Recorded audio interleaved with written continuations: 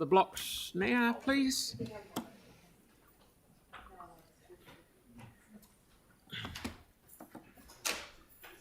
Welcome. Thank you. Clock now. So my name's Tammy Ramsey Evans. I'm a householder here in Christchurch. Been living here for 3 years. Nurse by trade, mum to 2 kids, and we have a family of 4.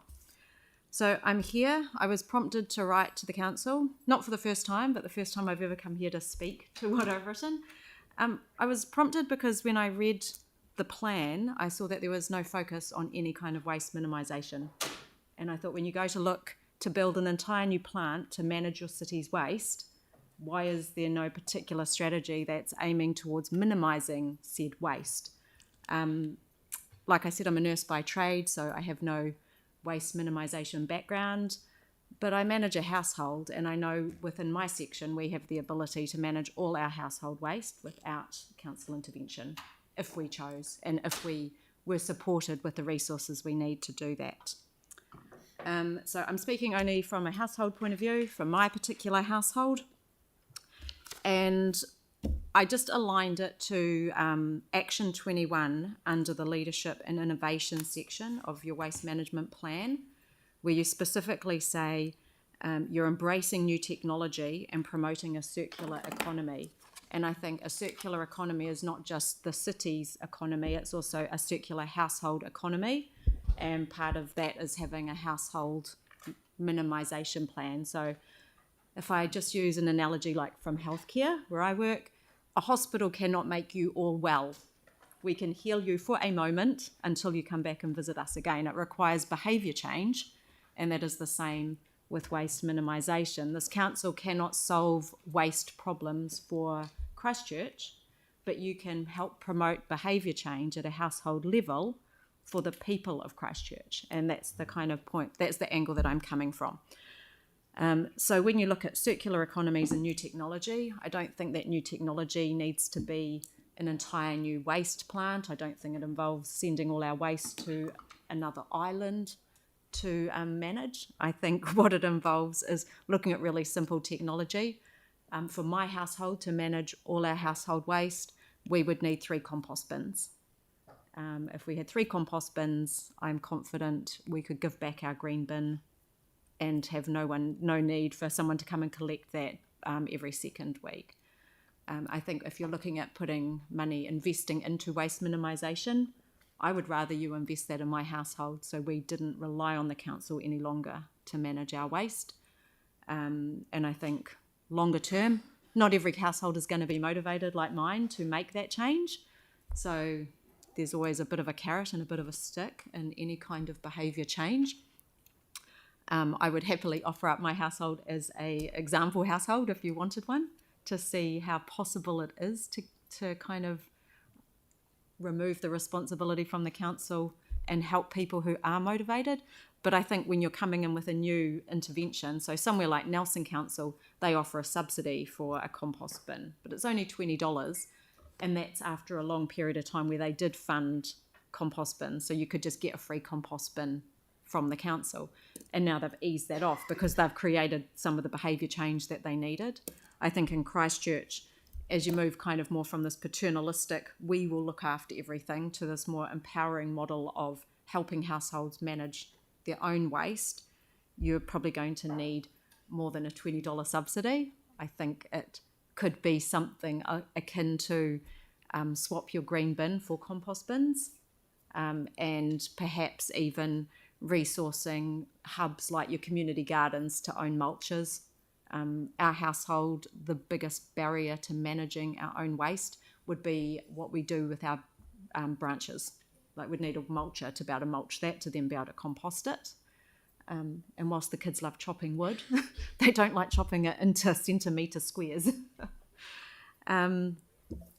So I guess that's my household's experience with waste, and that's what I would ask council to help us with. And then you wouldn't need to be sending my household's waste anywhere, either to Bromley or to the North Island or what have you. 24 seconds. Does anyone have any questions? No, you've done it. Very good indeed. And thank you for being so forthright and honest on what you actually do, and putting your house up on the block as a a sacrificial lamb, maybe. Yeah, well, I think sometimes people think, oh, these are impossible things to do, but they're actually not. It's just a change in behaviour. Change in thinking. Yep. Yeah. Thank you very much for coming in. Good on you. Thank you. Okay, thank you, Tammy. Henry's next, please.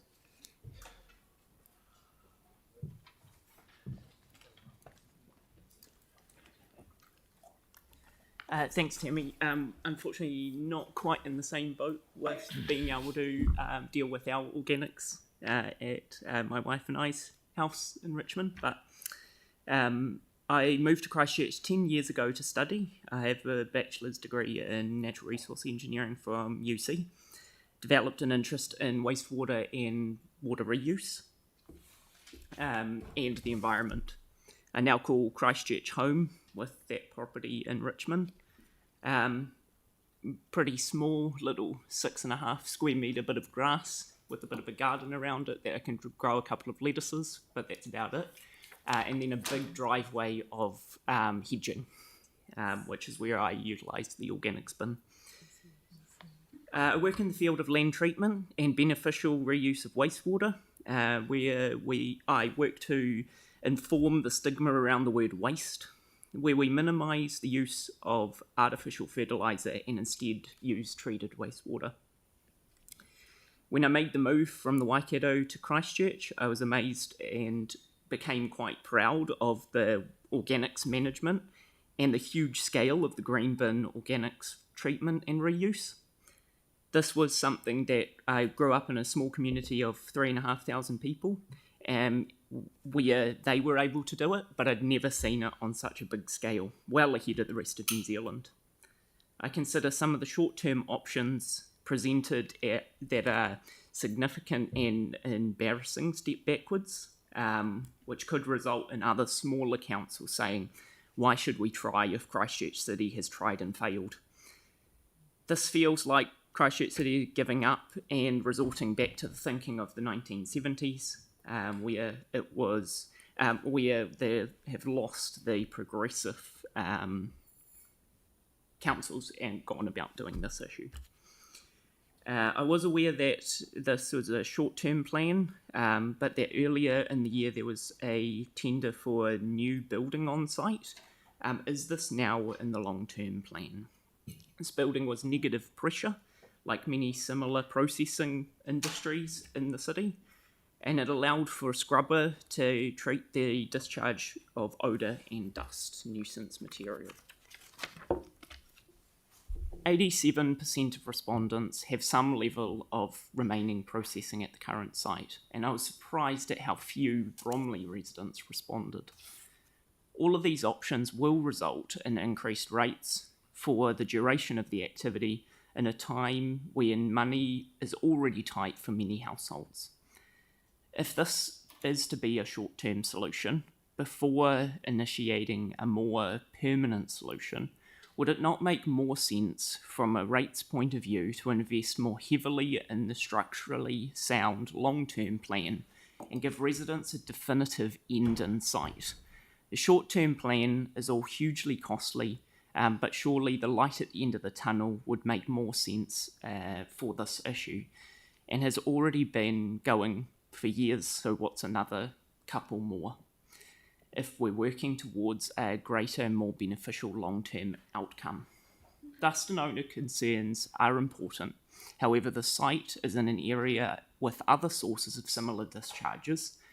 Moving this operation would result in the effects of what's being seen at the current site in a new area, and the existing, and spreading out these effects.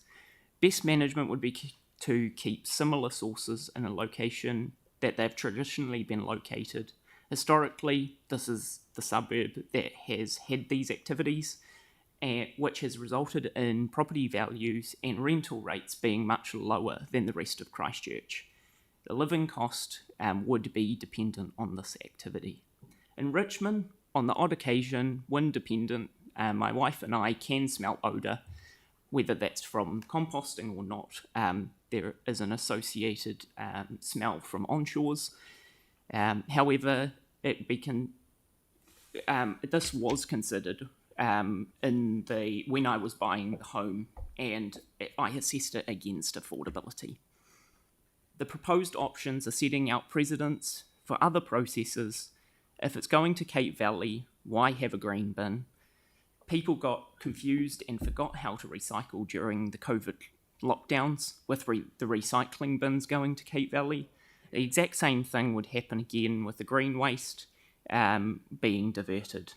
Christchurch City has worked so hard to educate people on what's going into green waste and why it's important, and why would we throw away all of this good work out the window? If the recycling plant has similar issues to the last 3 years, again, the first option is likely to be to send it to Cape Valley. And at this point, we're back in the 70s again.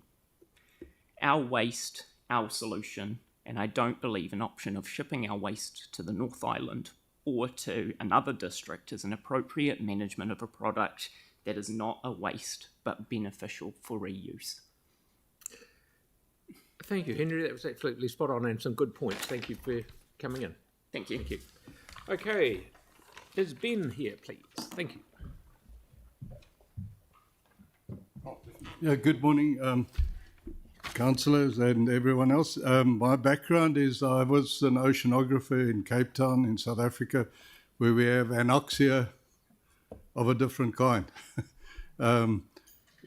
What happens there is there's excess organic matter in the ocean. This sinks to the bottom and you get all the problems you're dealing with out at your recycling of your compost in a separate way.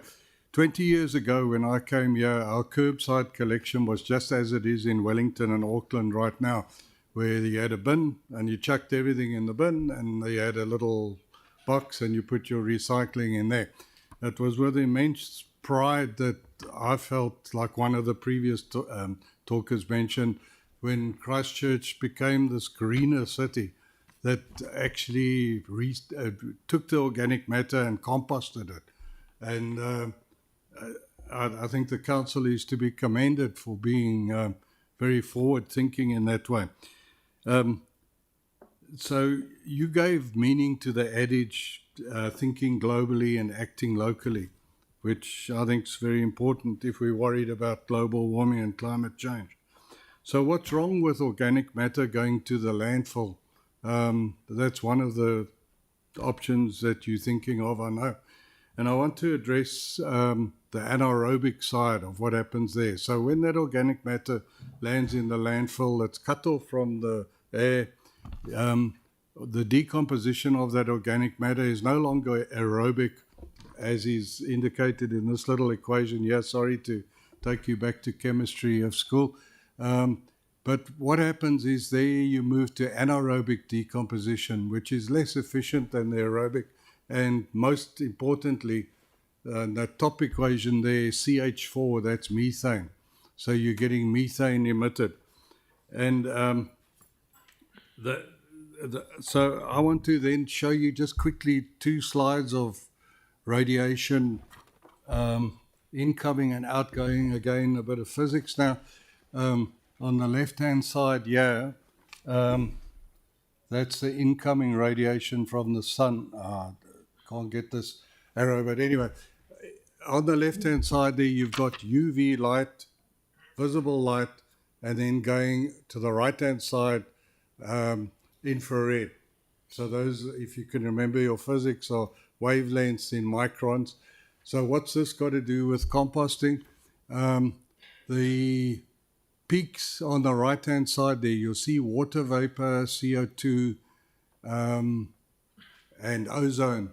They dip down. So what that means is the back radiation from the Earth is less than the incoming radiation, and that's why we have an average temperature of 25 degrees centigrade on Earth. And we'd be in trouble, in fact, if it wasn't for these greenhouse gases, because the average temperature of Earth would be minus 18 apparently. So moving on to, this is from NASA, their website, and this I hope will convey to you the importance of trying to limit methane. I had a talk at our Rotary Club recently from the Climate Change Commissioner, and he said they're going hard after methane. And this is why the farmers are being so heavily penalized for the methane their animals emit. So all those green bits there are what methane's doing to the back radiation. So this is why methane is 34 more times aggressive than CO2 in trapping that heat. So, as I say, the farmers are being hammered by this, and I think it would be hypocritical of us townies to put our organic matter in the landfill at Cape Valley and be part of the methane problem. And I wonder if there aren't financial penalties down the line. Will the government say, okay, you guys are also emitting methane, we're going to tax you like we tax the farmers? And we'll also not be acting very locally by doing that. Thank you. Okay, Councillor Barber, please. Yeah, thanks for that presentation. Were you aware that at Cape Valley we do collect the methane and it generates enough power to power 4,000 homes and the rest we flare off? Did you know that? Yes, I've seen also at And we also collect the Bottle leachate. Lake, you've got those big blue pipes. I think it's heating this very building we're in now. But the trouble is, how do you make sure you're capturing all that methane that's coming out? It's coming out elsewhere. You can't capture it all. Yeah, and being 34 times more aggressive than the CO2, it's something to worry about then. Okay, thank you. That's we've used our time up spot on. Thank you very much. Good on you. So now we'll try the other bin. Thank you, mate. Kia ora katoa. Thank you, Your Worshipfulness, and fellow councillors. My name is Ben Smith. I'm originally from north of Whangarei, the Hikarangi Swamp, and my whakapapa links all the way back to the Otago goldfields and back to 1841, our forefathers coming there. I'm the principal person behind the anaerobic digestion facility in Reparawa that 20 years ago we started after a firefight in Baghdad in order to keep power on in Baghdad and things like that. Now, I'm not here to talk about my expertise in that. I've spent millions and millions of dollars. I'm actually here to celebrate the success of the Canterbury region and Christchurch City Council in particular on the vision that you share in terms of the industry that you're bringing to this province, and I'd like to congratulate you. I see such a huge opportunity with us bringing the facility down to Lincoln University and a $7 million anaerobic digester into the teachings at the moment, which I'm personally sponsoring $16,000 a PhD student study towards. Methane, as our person presented, is a lethal substance, but it's also a backbone gas for the hydrogen industry through hydrolysation, which New Zealand has 3 active plants at the moment, would enable us to produce CO2 and 6 units of hydrogen. So it's really, really exciting for the development of the Canterbury region. And I'm very conscious of things. My biggest point is on your survey that you've given, a lot of people have talked about odours, and I thought I'd bring a canary in for you. This is an electronic canary. So in the 1890s, my forebears used to carry a canary bird down into the coal mines. But I'm a bit worried at the moment with the odours that are coming from the processing on the compost facility, that we're talking about odours, we're not talking about the 6 specific gases that are there. And I believe that you're at a crucial stage to not let the canary fall off the perch. We've heard previous speakers speak in regards to the impact of the lowering of financial benefits that are in the Bromley area. My specific thing is the long-term health effects, and I was directly involved in Hawke's Bay with the water thing. At the moment, you're paying $50 a tonne for your food waste to go into municipal landfill, which is a direct levy. Thank you very much. You're giving me $25 to promote change in practice, like the previous presenter talked about, but you're also giving me $25 to invest in future operations, like has taken me 20 years to develop. That's a central government policy, but you pay for it. Your ratepayers pay for it. Every tonne of food waste that goes in there is there. I believe that Christchurch, with the development and the intellect that you've got in this community, you could take the mantra off and not let the canary fall off the perch. And I think you're at a crucial stage. Yes, we could immediately take stuff to the North Island and process it in an anaerobic digestion facility, but God knows, we probably need to put 6 of those facilities in as fast as possible because everybody else is lining up, and I don't think you get the ferry service to cart it over.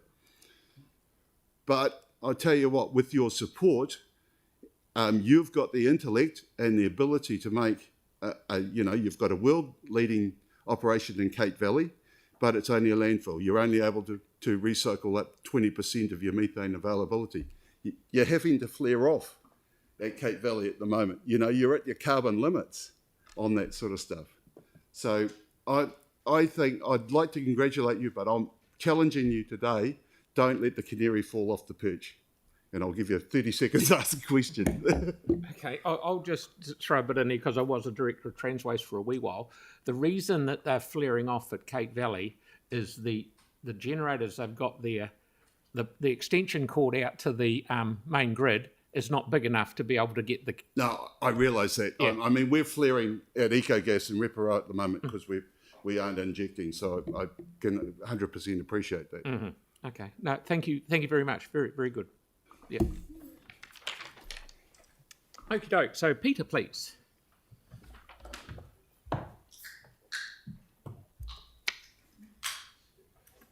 Welcome. Good morning, everybody.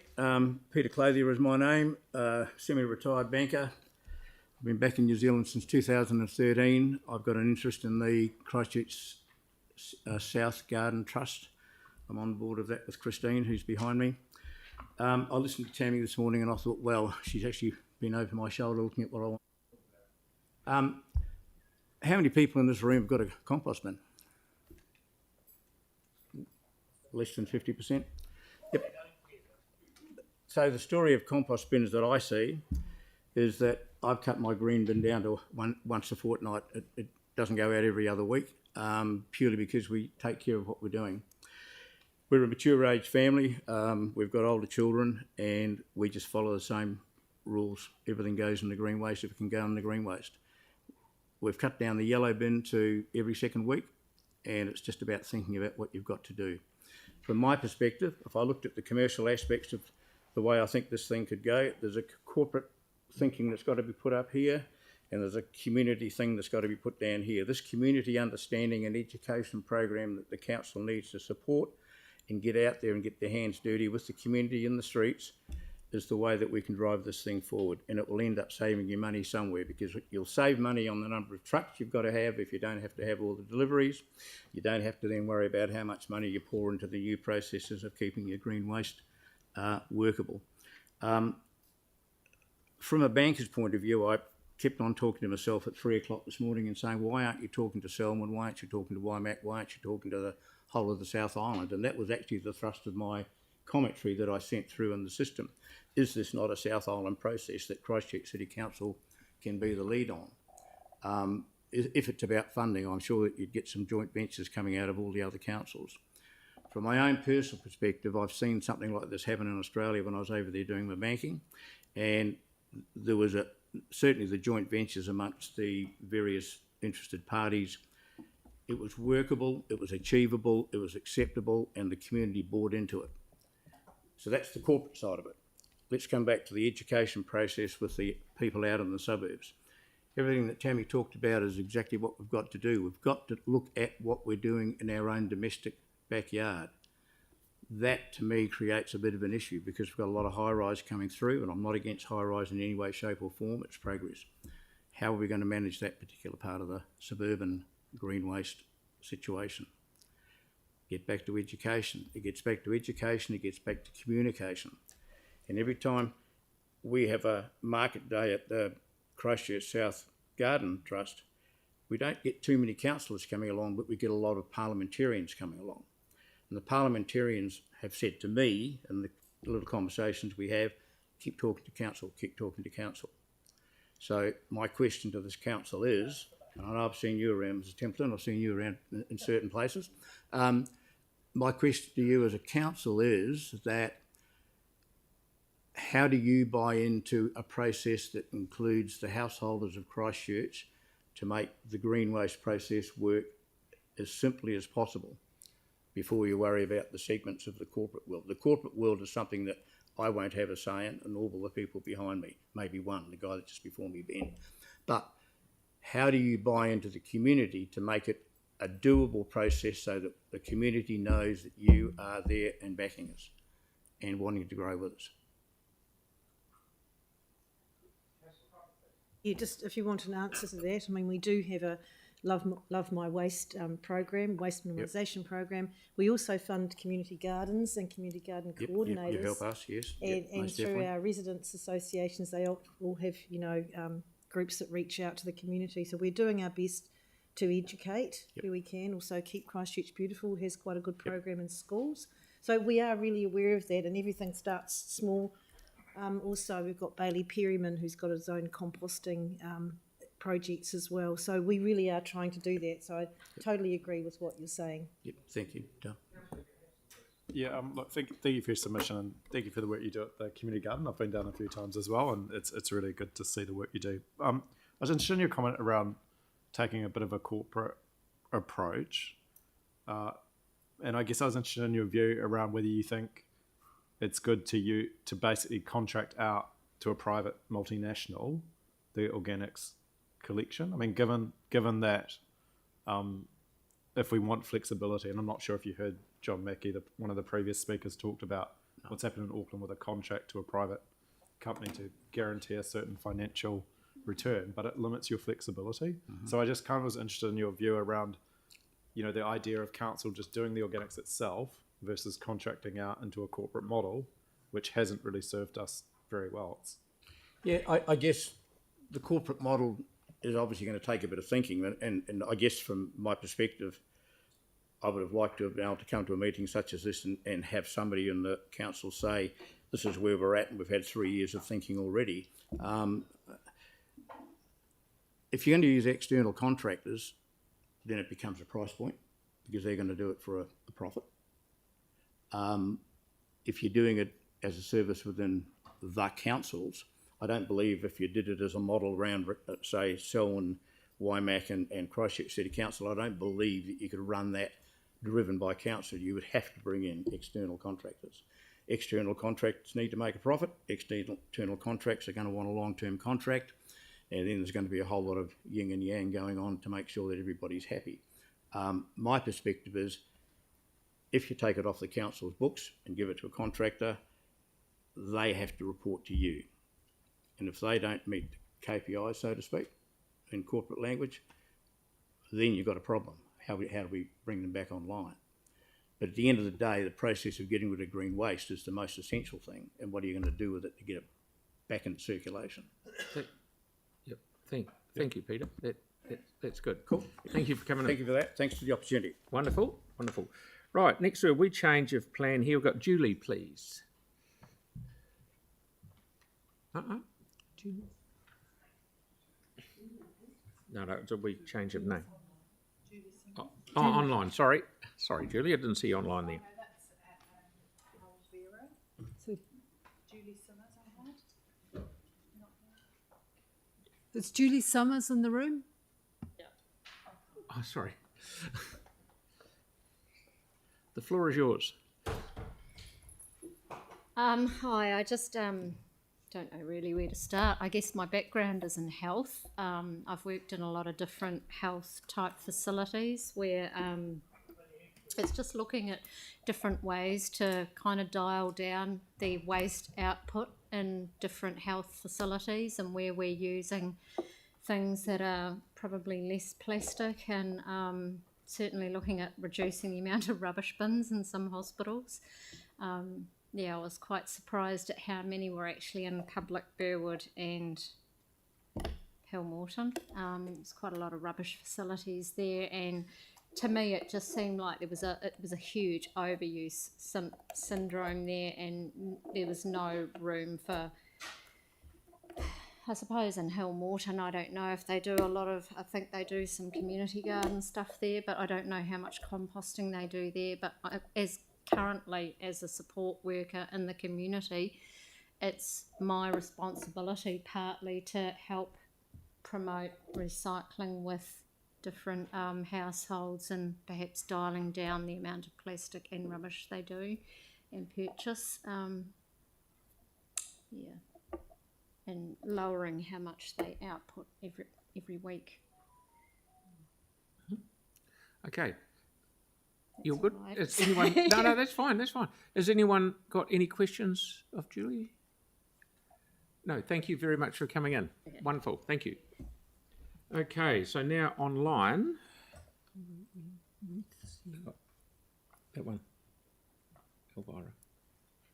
She's no longer attending. Elvira, was she attending? Oh, okay. That's her there. Yep. Yeah, Elvira, you're online. Hi. Hi, how are you? Yeah. Good, thank you. How are you? I've just got a quick précis of points, and I'd like to ask a few questions at the end. So I'm just going to read out my points, if that's okay. I've got a green waste solution proposal rather than having to deal with a problem. Instead of transporting green waste for long distances at considerable cost, reduction of organics is what we should be aiming for, and this will happen if we give people an incentive. If CCC were to offer a rates reduction and or a compost bin, worm farm bins, or a bokashi bucket to those people who handed in their green bins, I'm sure that many people would consider this option. It's comparable to the shopping bag situation. We used cloth bags from the 1980s, but the majority of people just settled with the free plastic bags at the supermarket because there were no consequences for them. When the government finally legislated to ban the plastic shopping bags, and paper or cloth bags came at a price at the till, everybody came with their own shopping bags. It was that simple, and it happened overnight. CCC rates are an exorbitant cost for many people. A reduction in rates is perfect at this time in exchange for people handing in their green bins and composting or mulching their own green waste. I contacted the council some time ago to see if I could have a rates reduction if I handed in my green bin. The answer was no. We have never ever used our green bin for green waste, and I just use it to store my plant pots in. All of the green waste on our property is composted, worm farmed, mulched, dug into the ground, or fed to the birds. Wood from the trees is used in the wood burner. And I have to say, this is surprisingly easy once you get your system in place. What about composting workshops? Information on how to home compost on your website and or pamphlets sent out to ratepayers. As a reward for our green waste work, we at home have a productive fruit and vegetable garden, lots of earthworms and microbial life in the soil, and a flourishing population of native and introduced birds. I'd just like to just comment on the Cape Valley option. The Cape Valley option would be all anaerobic breakdown. Anaerobic breakdown produces methane much more so than aerobic breakdown, and it's also very slow to break down, and if it breaks down at all, it just kind of sits sluggishly in the soil and does nothing. And with respect to the smell from the composting plant, which I believe is one of the big key issues, is that right? Mm-hmm. Yeah. Well composted aerobic, aerobic composting procedures shouldn't and don't really produce a smell at all. It will be the anaerobic bacteria that are producing that smell. And so what I want to say is, can you alter the way that you do the compost in the first place so it's entirely aerobic? And think about things like effective microorganisms, which is a tool that organic growers use. Hot composting, which I believe they use, is quick, and if it's aerobic, it's not smelly and it's even quicker. I'm amazed that you consider the cost of transporting stuff to the North Island to, I believe, was a worm farm operation. It's a really prohibitive cost, and it's very hard to believe that this sort of worm farm operation couldn't be set up somewhere in Canterbury. Just another thing, this is a personal thing, but every autumn I go to my local park, which is Domain Terrace, Braden Domain, and I rake up bags and bags and bags of leaves, and they make fantastic mulch, and I put them in my compost, and I save the council a lot of work, and I tidy up the park. People think I'm slightly eccentric, but actually I'm doing work for the community, and I'm also enhancing the quality and the organic matter in my soil. This should be encouraged as a normal thing to do rather than as a novelty thing to do. I've got a question for you. Why does the compost smell if it's all aerobic?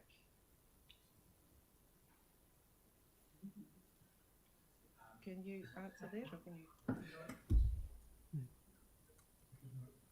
No, it's here. Yeah, we will ask that. We will ask that for you. Not, but Yeah, I because can't. aerobically composted material should smell lovely. It smells like the forest. And also just that the option of financial incentives for people to compost, like a reduction in rates or free compost bin or those other bins. It should be a real. I think it would be a winner because people are struggling so much, And if you think of the cost of one green bin, let's say the green bin costs $100. I don't know if it does or not, but let's say it does. And you say to them, okay, instead of having a green bin, we'll give you $100 off your rates. People would do it. They absolutely would. For some people, that makes all the difference. I mean, not for people on higher salaries, but for people who are struggling to pay the grocery bills every week, that would be a real incentive. That's very good. That's certainly something we can look at. Great.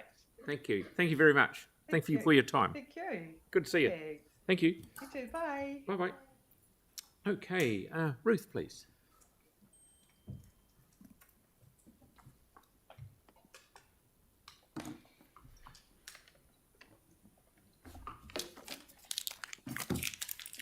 Kia ora koutou. My name is Ruth Saron, and while I'm making this submission in a private capacity, I'd like to declare that late last year I left the employment of Environment Canterbury after 10 years. As I no longer work for Environment Canterbury, I have no conflict of interest, and any information I discuss and submit on today is already in the public arena. During my time at Environment Canterbury, I had many roles, from responding to complaints of odour from residents on the east side to leading the Bromley Odour Pilot in 2020, which proved beyond doubt that Living Earth was responsible for emitting offensive and objectionable odours beyond its boundary. It would be fair to say that no one at ECAN knew more about this issue or has smelt the odour from the plant as many times as myself. And as a reminder, I will not be discussing anything today that's not in the public arena. I'm extremely sad and frustrated that 43 months after this council was provided with evidence beyond reasonable doubt that the composting plant was seriously impacting residents' mental health and well-being, nothing has changed. For the residents, that is. Just let the person have their say, please. Thank you. For the ratepayer, much has changed. Hundreds and thousands of dollars and countless hours of staff and community members' time has been spent on trying to get you to understand the extent of the issue. It appears you finally have understood, as you have agreed in principle to move the plant, but not for another 3 to 5 years, as you state in your video on YouTube. Given that you have had the evidence you needed in 2020, it's possible it will take you 8.5 years from knowing you were breaching your consent and the Resource Management Act to moving the plant in principle. After years of being involved with this issue on the coalface, monitoring compliance with the consent, the abatement notice, and spending hundreds of hours dealing with the community's complaints about the foul discharge from this plant, I am left with no faith whatsoever that odour can be managed from this site effectively. There have been years of promises of a reduction in odour, but this has never eventuated. This is why I've chosen option 2, to send all material to Cape Valley. The plant and the operation of it has made the people of Bromley and wider suffer intolerably For years, due to your utter refusal to believe what was right in front of your eyes and your nose for years and years. While you took many years to make meaningful decisions, the residents continue to suffer the foul and debilitating odour, and they should not have to do so for one more day. I get this is a wicked problem. We all know that option 2 goes against many policies, rules and consents. And if the rest of Christchurch has to pay a bit more for their rates, so be it. We're a community who should support those who have been traumatised by this odour. If it goes against your policies and rules, then so be it. Maybe you should have thought about this as you were burying your head in the sand. If it's not good for the environment, then so be it. The environment for the residents has been absolutely trashed through this council's poor and glacial-paced decision-making. It's time to finally do the right thing for this community. They have had to endure so much. Please close this plant immediately. You should consider giving the people of Bromley and wider a formal apology, as you have recently done in relation to your poor handling of the wastewater treatment plant fire, which incidentally I also led in my role at Environment Canterbury. It's the least you can do. The odour from the wastewater treatment plant started in November 21. The odour from your composting plant has been years in the making. To the residents of Bromley, I thank you again for your perseverance, for all the times you've called Environment Canterbury, for the tens of thousands of times you submitted your smelter app notifications, for all the meetings you've attended, for all the time you've had to take off work to try and get various decision makers to listen to you, for all the sleepless nights, for all the times you couldn't enjoy being outside at your property, for all the times you've had to endure the foul stench of this council's composting plant. I plead for these councillors to finally make the right decision for you, to send the organics to Cape Valley so you no longer needlessly have to suffer. Thanks for your time. I'm happy to take any questions. Thank you. Yeah. Thank you very much. That was great. One quick one, please. Yeah, thank you. You talked about the idea that there should be an increase in rates to offset the cost of what we do to alleviate the problem. But I guess I was just trying to understand whether it's fair that the company that runs the plant shouldn't be paying for the harm that it's causing. I think the So company rather than the certainly ratepayer should paying be. for it, Yeah, absolutely. why shouldn't the people that are That's profiting good. off it? That's okay. That's I would agree with that. Thank you. Righto. Okay. Fantastic submission. So now we have Matt and Cheryl, please, who have just arrived. Thank you very much for being right on time.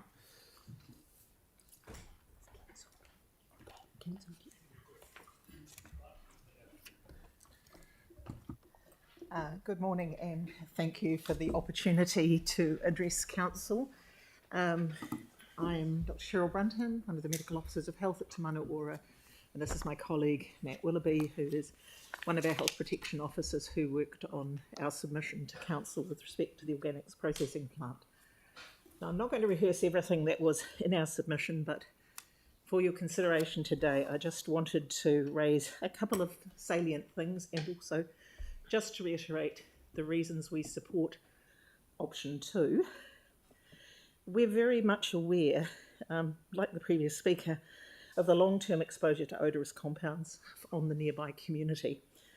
And we're very much cognizant that also that any public health recommendations should take into account the prolonged exposure of that community to date.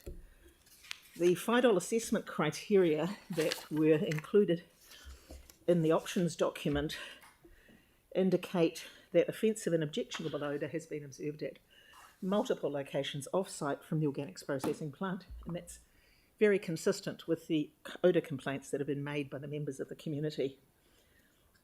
Now, we do acknowledge that Council's ultimate intention is to move the operation from the site in Bromley to another appropriate location in the longer term. So it's important to reiterate that the recommendations that we've made are based on each of the options as an interim solution, not long-term. And any recommendations in support for specific options need to recognise, as I think Council does, the inherent trade-offs from the proposed interim solutions. We did also include with our submission a technical document that we commissioned from ESR, from Dr. Margaret Leonard, which goes into further detail around each of the options. However, we recommend that even with an interim solution in place, whatever council decides, there need to be contingency plans to improve system redundancy and to reduce the reliance on any single part of an overall composting process, particularly if options other than option 2 are chosen. There are several limitations with each option that have the potential to lead to unplanned stockpiling of material, and once that happens, there is a vulnerability to the effects of extreme weather events, which include but aren't limited to extreme heat, extreme rainfall, extreme wind. So essentially our position on the options can be summarised as follows. Option 1, the use of a North Island processor carries risks in terms of stockpiling due to extreme events, also just logistics like cancelled ferry sailings, and the processor being unable to continue to take the volume of material that would be coming from the Christchurch Organics plant, or would otherwise have gone to the organics plant. Option 2, as an interim option, diverting all the curbside organic recyclables to the Cape Valley landfill, effectively removes composting from the site and also removes the odour problem for the residents. Cape Valley is much closer to Christchurch than a North Island processor, and this option is therefore less prone to interruption, and City Council is a party in the ownership of the landfill. There is, however, the problem that the landfill capacity was not planned to incorporate organics at the scale that might be transported from Christchurch. And therefore, this will reduce the capacity of the landfill potentially shorten its life. So I think here what we would want to say about a support of option 2 is that it's predicated on there being a longer term solution explored in the immediate and shortest term possible. Option 3 of secondary screening, which would be introduced anyway, really doesn't address the odour problem associated with the tailings, and it really doesn't also address the inability of the plant to adequately process during the summer peaks. And there might be more odour, in fact, which would be the least desirable outcome. Option 4, limiting volumes of organics at the plant. Now, the option in the options document doesn't specify the optimum volume for reprocessing. So unless the issues from high volumes leading to reduced tunnel times are addressed, the situation will essentially be the status quo during summer and spring, which is again not a desirable option as far as the local residents are concerned. Option 5 of processing the tunnels then moving material off-site, essentially the limiting factor is the capacity in summer and material being loaded directly from the tunnels. There's no contingency plan for equipment malfunction that could in fact lead to stockpiling. So taking into account the pros and cons of each option and the caveats and limitations of any unintended consequences, we've supported option 2, sending all material to Cape Valley for the time being, as the most effective for odour reduction, but also, as I said earlier, not a suitable long-term solution. So thank you very much for your attention. Thank you very much, and thank you for coming in. Brilliant, right on time. So haven't got time for questions, I'm sorry, but very good points. Okay, because we are, we've actually got Christine here who's down for after lunch, so because you come to the trouble of doing it, we use up this little space that we've got to for you to come forward and do your presentation, please.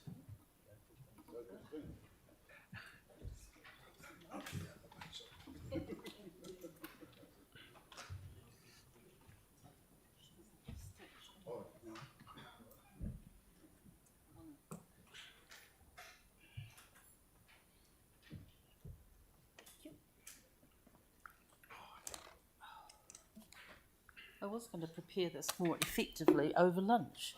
So we'll see how we go. Kia ora, everybody. Christine Blance, the manager of Christchurch South Community Gardens Trust. We have been running what you might call a micro composting system for nearly 23 years in the community. So this is not a new thing for us. We process 20 tonnes of organic waste, which is appropriate for the size and the location, and that's the carrying capacity. So that things don't turn into the Wild West, which it's very appropriate for the community to step in. I think back in the early 2000s, when the council was considering their options with regards to the separation of waste and so on, we had really excellent support from the Sustainable Cities unit, and it was very authentic community engagement as well. It was direct, and we were fortunate to be included in a SAM evaluation which compared council organics to what we were doing, and we came out at 96% benefit to society compared to the council organics, which was about 76. And the reason for that was the social benefits and the reduced costs at the community level. So it's, even though it's the amount, the quantities are tiny, there are other benefits that just can't be achieved by large-scale operations. So I think they're relevant, those social benefits and reduced costs. And I was interested to note that the $500,000 that was spent on marketing over COVID to effect some change over 2.5 years, I think I spent $5 on laminated notes to the people who had dropped off their organic waste to stop them from doing that, and it took me 2 weeks to get them to stop and then bring them back in again. So because the connection, the communication is very intimate at that local level, and so you can get immediate change, and you know who people are. So I don't think, in order to avoid, as I said, the Wild West, I think something like the Sustainable Cities unit could be very useful for oversight at the community level to make sure that people are aware of their carrying capacity, adverse effects, how to manage systems, etc. We've just invested $5,000 in new compost systems, so we take it very seriously. It's our cathedral to compost. And also, I visited, I attended a lecture by Professor Susan Crumdatch, who's an alternative engineer, and her view of sustainable cities also includes sustainable neighbourhoods which are walkable and include waste processing hubs. So this is not a new thing either. I've selected the option that to relieve the stress on residents, Bromley might as well put everything to Cape Valley for the meantime. However, that removes the opportunity for school children to see the process. And I saw a group of children at the Eco Depot the other day thoroughly enjoying themselves. So I think they should be able to see the whole process, the red bin, what happens to that, what happens to the yellow bin, and also what happens to the green bin. And it's really unfortunate if they can't see that. I think seeing the process is extremely important. And so you're missing out on the education possibilities there if it's too far away and perhaps away from public transport. So I do think that it's worthwhile to consider what if people are already doing and to consider new proposals, but it would be really appreciated if we could have some oversight from perhaps a specialist unit at the council to help support and communicate with us directly in that authentic way that we used to have back in the day. Thank you. Okay, thank you very much. We actually got time for a question. Anybody? Thanks so much for that. What do you see the possibility for community scale composting across the city to lower volumes? Is that what you're aiming for? Well, I think it depends on availability of land. If you're talking about suburban, and it's really pretty tricky because you've got neighbourhood boundaries, etc., very close neighbours, and so site size and neighbours are going to influence everything. You have to make decisions based on that. But yes, I think so. I'm very much in favour of this idea of hubs, micro hubs, and as you're going further out to the city, but so long as people are aware of the carrying capacity. And we don't want to give compost an even worse name, if that's at all possible. So we want these community facilities to be very well managed and monitored and evaluated. Yeah, and it can't just be something that council dumps on a load of volunteers. No, it has to be well definitely supported. not. It's not. Yes. Thank you. Yes, you're right. You want to be careful what you wish for. You could end up with so much of it, you'd be up to your neck in it, so to speak. We don't solicit. All of our 20 tonnes of organic waste, we process another up to 10 tonnes of inorganic, is all word of mouth. I wouldn't dare solicit, especially what could be happening out in the future. Yep. So, Thank you very much. thank you. Thank you. Okay, we have a submission from Ruben, one of our newest MPs. Welcome.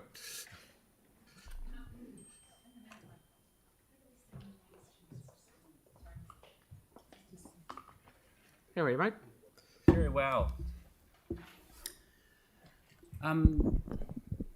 So I'm joining you in a familiar seat today. I've delivered a few reports as chair of Te Pātaka o Rākau Hautu Banks Peninsula Community Board. But I'm here in my new role, as correctly stated, as the MP-elect for Christchurch East. So thank you for the opportunity to speak to the submission that I put in. In my time on the community board, the lessons I learned at times forcefully from the community were to engage, to listen, to consider, then to deliver, and then to repeat. And I bring these into my new role as the MP for Christchurch East, and they're also part of my request to all of you today. So, in response to the organics processing plant issues in Bromley, I launched a petition which was called Stop the Stink, and it had a really simple ask. It said, Bromley residents have been faced with odour problems from the city's organics processing plant for too long.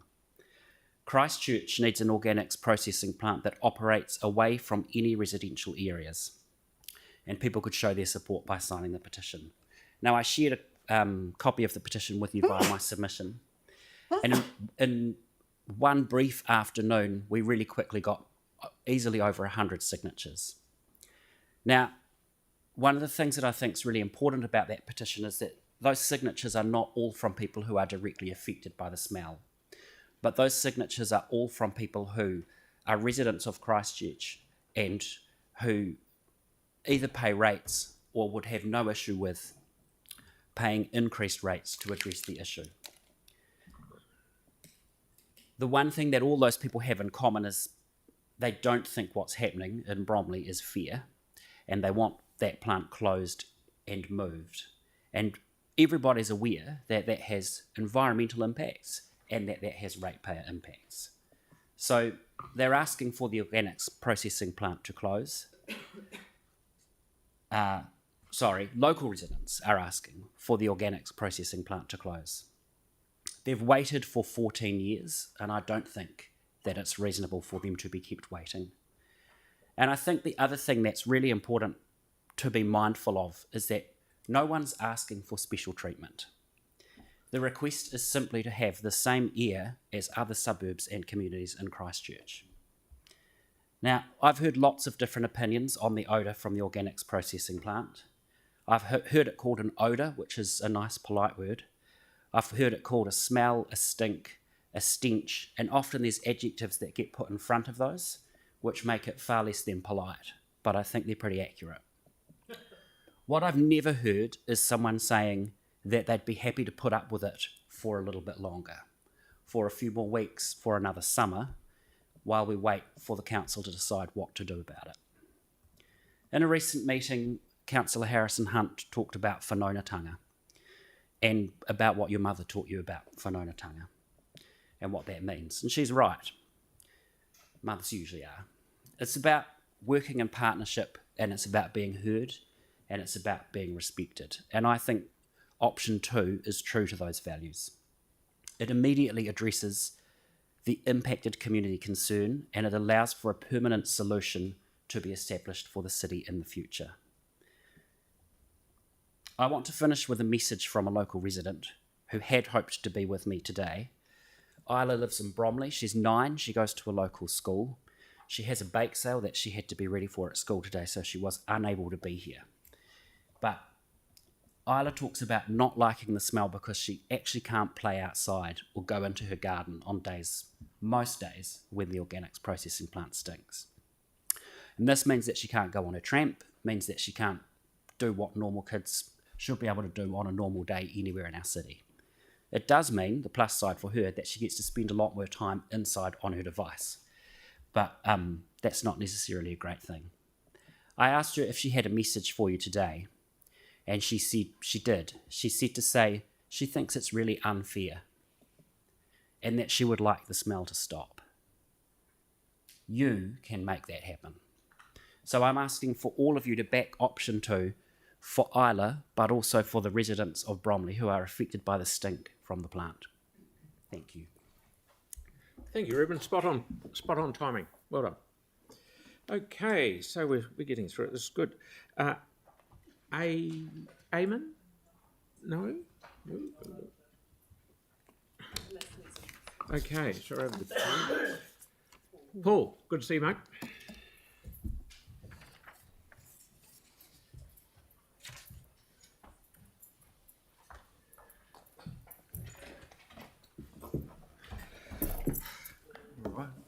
Hey, Jackie. How are you? Kia ora koutou. Thank you again, Mr Mayor and councillors, for hearing the submission of our community board. As I say every month, the OPP is still there and it still stinks and it needs to close. It is and it does. This, I hope, is another move towards the light at the end of the tunnel. The odour from the OPP is the most pressing issue facing our area and the most pressing issue for Bromley, in particular the people who live closest to the organics processing plant. It doesn't just affect Bromley, it regularly affects Woolston, Heathcote, Ferrymead and South Brighton. At times it can be even smelt in Hallswell. But it is at its very worst and most frequent in Bromley, particularly in the area around Bayswater Crescent. I want to make it clear that the position of the community board is that the organics processing plant must close as soon as possible. The decisions that you'll be making on 6th of December on both the transitional arrangement and the permanent arrangement must work hand in glove and achieve the fastest possible closing of the plant. Since 2009, the OPP has been polluting the air, the noses and the lungs of the people of Bromley, not to mention the dust. The board wished to acknowledge the long-suffering, tireless advocacy and dogged determination of a small group of local residents who have fought this despite being told for the vast portion of the 14 years of the life of the OPP that there was no odour problem. They were gaslit and let down by the council and by the regional council. The council should have never allowed the processing of curbside green waste in this location in 2009 and should have required the rebuild of the plant post-quake to be up to specification. The question still remains unanswered: why the operator has not been held liable for failing to meet the conditions of the resource consent and thereby the terms of the contract. It's also unclear why Environment Canterbury took so long to respond to complaints in the community. If proper enforcement action had been taken years ago, then the City Council would have been forced to act sooner. Together, both democratic institutions have failed the people who they are supposed to represent. The board wishes to acknowledge, though, the diligent work of council staff who have been working on this matter more recently, who have also dealt with the community with grace and understanding. You didn't make this mess, but your commitment to cleaning up is in the best spirit of civil service. To get to this point, where we are discussing the transition from the organics processing plant to a new facility elsewhere, has required everyone working together and listening to the community. And isn't that our job as the council? And I want to acknowledge the various elected representatives who have had the back of the community from the beginning, Yanni, and also some, when we finally got an elected ECAN, Nicole Marshall and Jenny Huey, and more recently Greg Burns, and for the back work on behalf of all the community, Deputy Mayor Pauline Cotter in particular. So the Waitai Community Board wants the OPP closed as soon as possible, and for you to take the option that best places the least impediment to the rapid and permanent closure of the Metro Place facility. The option that seems to achieve this is option 2, sending it to Cape Valley and its operator applying for an urgent resource consent variation to allow for increased truck movements on Cass Valley Road while the replacement organics processing plant is being built. I'm heartened to hear that Te Mana Ora also supports this. Sending it to the North Island doesn't make financial or environmental sense, and the only way to stop it stinking is to close it permanently. And I want to make special mention of emissions here. I understand that people are concerned about increasing emissions. It's something that I and the rest of the board care about too. But let's not forget that local residents have been paying a steep price for the reduction of Christchurch and Waimakariri's reduction in emissions for 14 years now. A few years of increased emissions isn't ideal, but it's negligible and temporary. The needs and the lives of the people in Bromley need to come first. And I say to anyone who wants to keep the plant open any longer than strictly necessary, that if they're that committed to the cause, they should move near the plant for the duration of the transition. The best outcome would be to transition to a local operator quickly, with the balance of green waste to go to Cape Valley as necessary. In December, we urge you to decide on the option that best works to stop the stink once and for all. Thank you, and happy to take questions.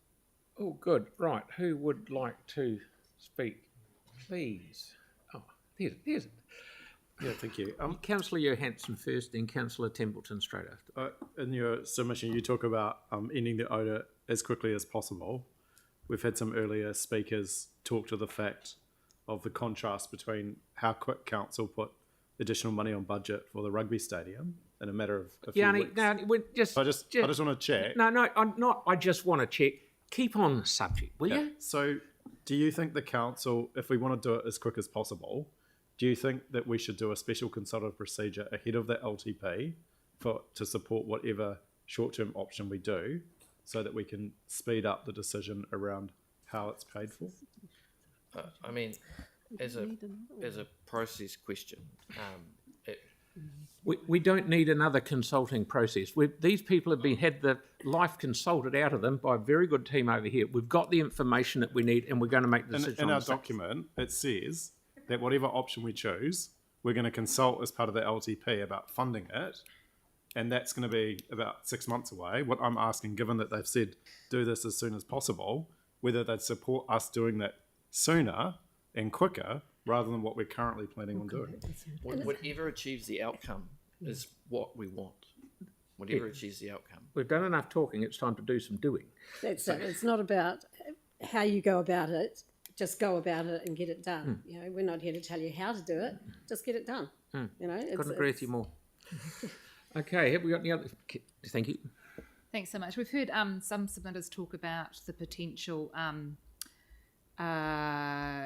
things that might happen should we choose an option that's not Cape Valley and needing contingency plans, and the fact that you can't always do that, and therefore they wanted Cape Valley.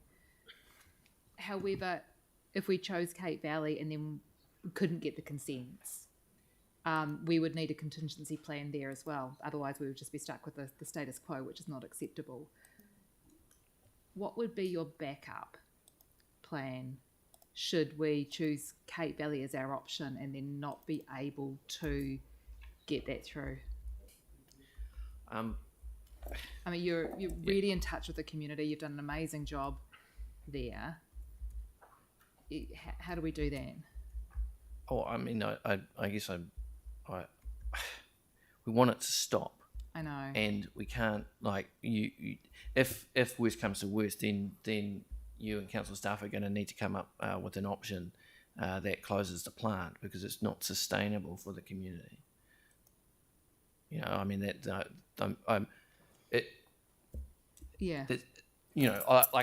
a decision that you're going to have to make. You're going to have to find a way around it. You need to put everything into getting that resource consent, and hopefully, and I guess this is the out, is that you find an option that is for taking the permanent solution that is local, and that where there can be a rapid transition to it. Yeah. You know, and it's the shorter that you can make. Yeah, the shorter that the plant is open, the better. Agree. It's just that the documentation did outline some risks in trying to get the consent, and that also could be time. There's inherent risk in every option. Yeah. And the council putting all its effort into getting the the quickest solution is what we So my other question's quite different in that you guys have been really engaged with the community, and I'm just wondering whether you were in any way surprised at the results that came from the consultation from the Bromley area. The thing is that when you say Bromley, you're talking about an area, the plant's here, and you're talking about an area like this, and the people who live closest, like if that I would and the wind and the wind, and that there are some people in Bromley who say that they've never smelled it, and that can be for a variety of reasons. One, it could be the location, but also like some people don't smell, like some people's sense of smell is really low. So like you needs to get a bit more granular to really get an idea of whether, because I guarantee you that if you went did a survey in that area that I mentioned before around Bayswater, that it would be in the 90%. Yeah, thanks. I think too, people have lifestyle differences. So if they're not actually working in the area, and they leave the area, they go home and they spend their time inside, then it's not going to be an issue for them. Councillor Harrison-Hunt, we have got a tiny bit of time up our sleeve, so I'll let two more questions. Oh, you. Thanks, Mr. Mayor. And Councillor Barb. Tēnā kōrua. I've just got a question here based on one of the options, and option 5 was across the city was a strong advocate. Yeah, 51%. For going for that. But the affected Bromley residents have a really strong opinion on moving the site, which is absolutely fair. What are your thoughts on the feedback on the risk of offensive odours being very low for option 5? It's predicated on being able to, that there being some kind of, optimum amount that the plant can process. And as one local resident says, it's, this is technology that is 100 years old. It's never been up to standard. I don't have any faith, and the local residents don't have any faith that there is an optimum amount. Obviously, less organic matter is better, but there's no good option that isn't closing it. Okay, thank you. Councillor Barb. Thanks, Paul. As a member of the board, I fully support your presentation and the submission. Given that ECAN tend to send us notifications that the plant is non-compliant, but will also be involved with hearing the consent for the removal of waste to the landfill. What would your message be to ECAN about that? I believe it's Hurunui that would hear that, and it would end up going to a commissioner. Because it's the plant's in Hurunui district. And, it is. And the consent, Yep. No, they're the ones that do it. Yep, no problem. So my message to Hurunui is do us a solid. Yeah, pretty much. No worries. Thank you very much for coming in once again. And with that, we'll see you all after lunch at 1:30.